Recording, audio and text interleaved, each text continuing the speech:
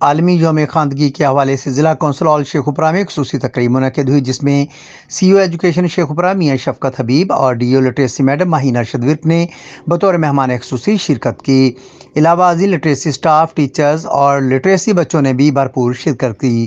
اس موقع پر اس باوقار تقریب میں friends of literacy rice partner limited کی نمائندگی رضوان حسین نے کی، جبکہ اسپیشل ایجوکیشن کی جانب سے محمد علی گوہر نے نمائندگی کی۔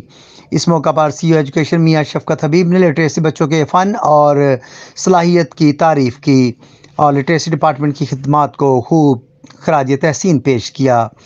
District education officer literacy madam Maheen Arshad work نے جملہ سال کی کارکردگی کے حوالے سے بریفنگ دی اور مزید بہتری کے لیے ٹارگٹ کو بہترین کرنے کے عزم کا اظہار کیا۔